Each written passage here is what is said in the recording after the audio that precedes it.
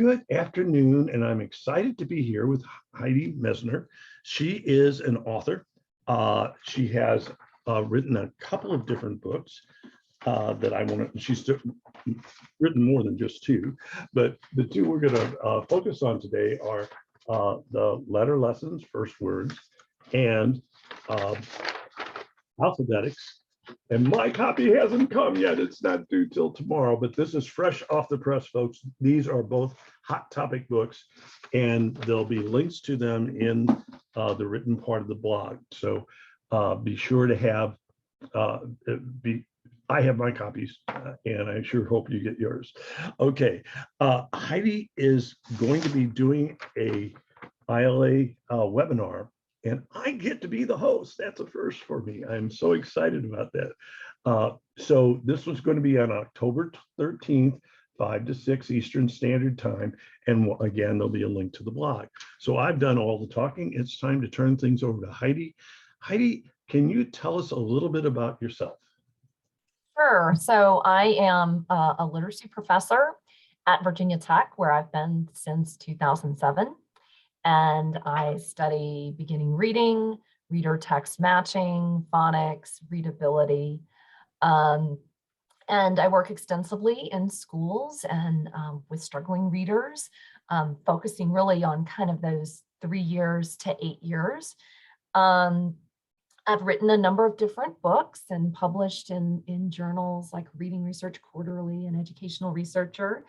And as Dr. Sam said, my newest books are Letter Lessons and First Words, Phonics Foundations That Work, which has a whole collection of videos that were filmed in collaboration with Heinemann. And that book was also edited by Dr. Nell Duke, and very well edited, by the way. We had lots of great conversations.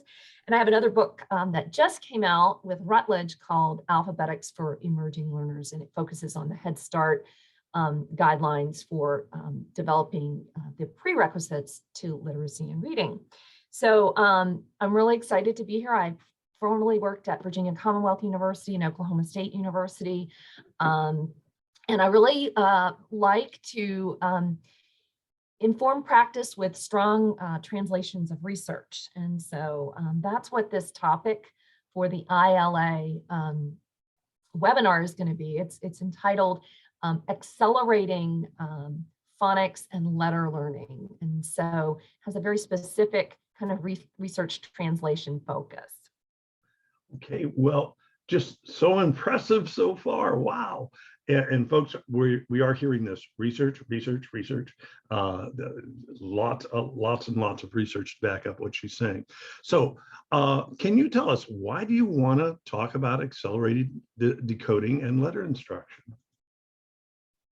Well, so we're recording this kind of in 2021 after a year and a half or more of emergency pandemic teaching, virtual teaching for some children. And we've done a great job of kind of doing that emergency work. And there's lots of the research that can be translating. But as most teachers know, there are a lot of children who need to get things really going really quickly. They really can't waste time. These children need to learn how to decode a lot of patterns quickly, or need to acquire their letter sounds. And so that's part of what got me thinking about the importance of acceleration in literacy. I'll say too that one of the things, especially with phonics, that I've seen, and I've seen this for probably 10 or 15 years, is that there's a lot of overkill in phonics. Actually, there's kind of overkill or underkill. By that, I mean, there's either like almost not even happening or only happening in a very kind of almost like serendipitous fashion, like if it comes up, or we're doing it all the day, 365. It's just way a lot. Kids are, having interventions in phonics, and they're having a whole group phonics lessons, and then they're having small group phonics lessons. And what I see is a lot of duplication, right? I see a lot of things that are happening multiple times across a day. I see a lot of lack of coordination. So you'll see situations where you've got a totally different product or scope and sequence or approach going on in an intervention room or in a Title I reading room or in some other place. And it's almost as if the child has to learn two different things because you have two different things going on. You see some overlap, or you see reteaching things kids don't really even need, they already know. Lots of practices that are just not as effective from a research perspective that we know. And sometimes things that are eating up time and not really even related to what we want kids to be doing in decoding instruction, which is spelling words and reading words, a lot of them. And I guess the last thing that I would say is I've kind of recently come to realize that there's some things that I'm clinging on that are clinging on to that are almost traditions and not necessarily research informed or research based. And I just think that unpacking or identifying these traditions that are just that, traditions and not necessarily effective practices, is very important. So the idea is to be efficient. That's what acceleration means. And to be effective. That means what you're doing is going to work and you're not wasting time. Efficient, time, effective, quality. Okay, and I know there's a lot of teachers out there, ears are perked up. Okay, so what do you mean by acceleration? Tell us about that. What do you mean accelerate? Yeah, I kind of just gave a little preview there, efficient and effective, but then what does that really mean? And honestly, I'm going to talk more specifically about that in the session, but I'll give you some highlights. First thing I want to say is what I don't mean. So what I don't mean is speeding through things at a breakneck speed before kids really get them. I don't mean like high exposure of a lot of content in a really dense time frame. I also don't mean kind of the adaptive one-on-one tutoring kind of accelerated term that you see that Reading Recovery uses. They have a very specific meaning, and that's not my meaning. So what I mean when I say accelerate, I mean things like prioritizing, for example, patterns or letters that are going to be very useful very early on, right? So when we go to teach kids to decode words, we can teach them lots and lots of different, especially vowel patterns, because that's where a lot of the inconsistency in English is. We can teach them a lot of vowel patterns, but there are certain vowel patterns that are really useful. And if you teach those, they're going to translate or generate a lot more words than if you teach some others. So prioritizing patterns that you select. Another thing in terms of acceleration is teaching things that children really do need to know, because your diagnostic assessment has indicated that. So diagnostic assessment is just simply almost pre-testing the exact content that you plan to teach, and then really pinpointing those things that kids really need to know, and deploying that assessment information. So it also means, I think, harnessing existing research. So we actually have a lot of really strong and excellent research around phonics. But what I found often, and even in this whole kind of science of reading kind of discussion, is that even a lot of the researchers themselves who are kind of forwarding ideas, or often even the specialized practitioners, who really have some key knowledge in structured literacy or the like, are not actually reading the actual studies themselves and trying to suss out what those things really mean in practice. Now, sometimes, and that's another problem, a lot of studies actually don't mean anything in practice. They're basic research, and they really just explain, that certain areas of the brain fire when you word read, or they describe a population of students. They don't really tell us how to instruct those students. But there are studies that have a very clear instructional bent. And if you dig into those studies in the methods sections and sometimes in the appendices, you can see that there's like this just clear series of implications or ways to teach. One that I can think of recently that I will definitely highlight is Teresa Roberts has done a series of really wonderful studies with 3 and 4-year-old children in California, almost 40% of those kids being English learners. And from that series of studies, she has really identified a series of techniques, practices, games that are really useful for those early children, early learners. And so that's the kind of thing that I think when we want to talk about acceleration, it's taking the research into practice where we can do that really effectively. So just to sum up, by acceleration, I mean prioritizing patterns, using assessment, strategies, and then harnessing research where it really kind of can drive instruction and inform us. Okay, and once again, having perused this book considerably, wow, the details are all there, folks. I promise you, the details that she's talking about are all there. I haven't had a chance to see the other book, but I know they will be there. Okay, now we're talking about the session. So if I'm hoping some of my friends will come out there. Hey, out there in Cyberland, if you're a friend of Bomarito, please come.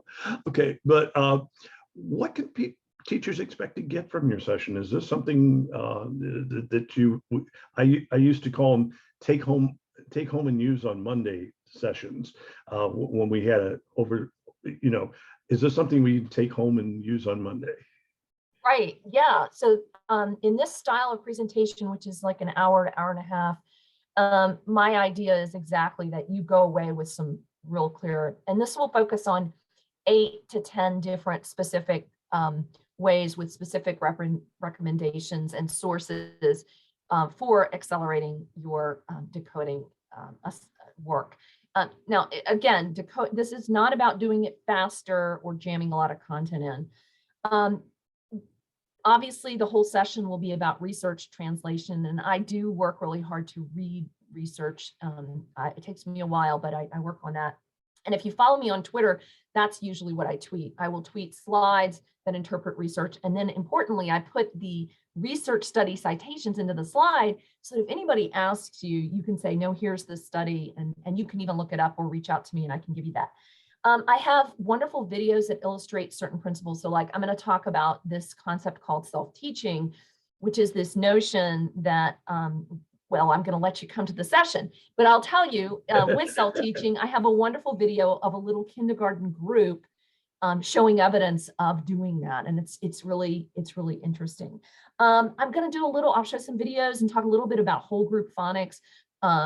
Sometimes you just got to do whole group phonics. Not ideal often because most kids are not in the same place, but I find teachers love to see videos of actual classrooms where kids are doing whole group phonics, because there are times when you don't have the classroom management, you don't have the support, you don't feel secure or comfortable enough to do small groups, and you got to know what else to do.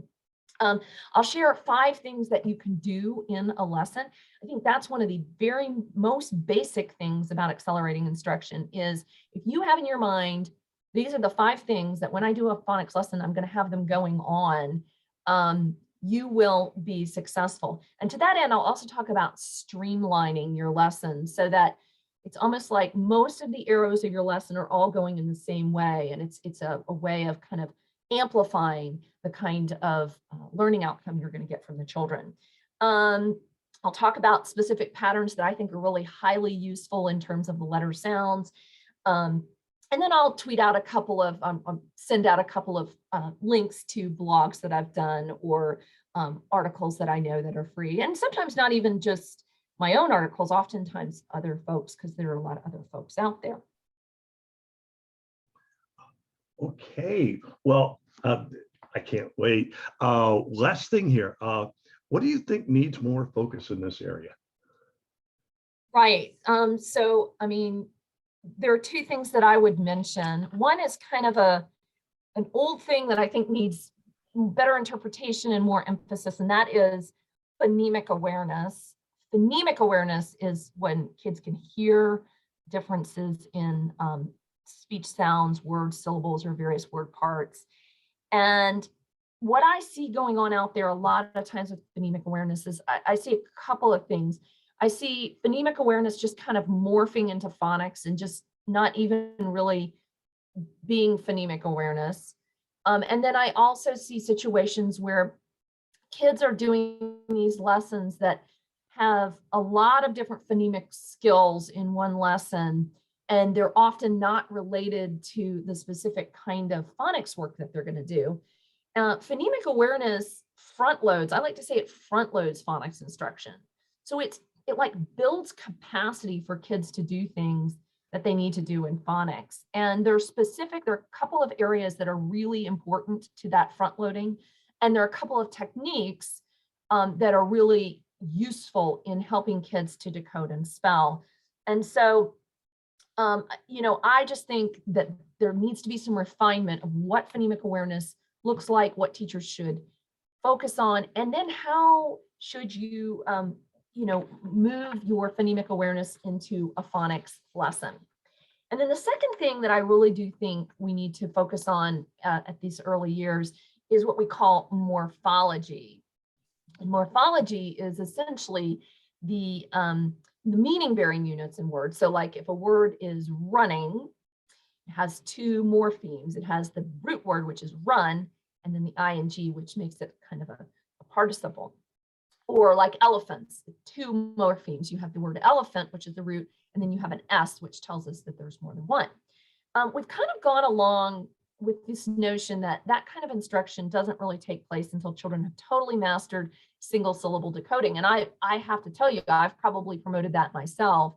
But within the last year or two that I've been reading the research, I think we're increasingly knowing that you have to start teaching children as soon as they start reading how to add in and decode the most basic morphemes, the most common morphemes. So like S and ER and ED and the like. And that I think is a little bit of a paradigm shift in terms of what we typically have done. And so those are the two things that I think are really important. And like I said, the sessions itself will be a lot more specific. I'm just kind of, painting some broad strokes about what I mean, where it's going to go, and what I'm going to try to hand off to the teacher. Okay, well, folks out there in Cyberland, I'll tell you what, you've gotten the headlines. And if those headlines don't draw you in, I don't know what will. So please do consider coming to this session. And I want to thank Heidi so much. Any final thoughts before we do our Zoom goodbye wave? No, thank you very much. And just to let you know, if you can't make that, I'm also doing a series with Heinemann on Thursdays in October. I'm doing that the 21st, 28th, and then November 4th, I believe, and have some other things that are coming up. And if you don't do Twitter, but would like to kind of tap in, I'm at HAE. That's my handle. And like I said, I try to tweet translations of research. Okay, well, folks, I can't wait to see you all back to talk to Heidi on the 13th and on all the other things that she's going to be doing. And tradition has it that at the end of a Bomarito interview, what we do is a Zoom wave. So goodbye. Bye.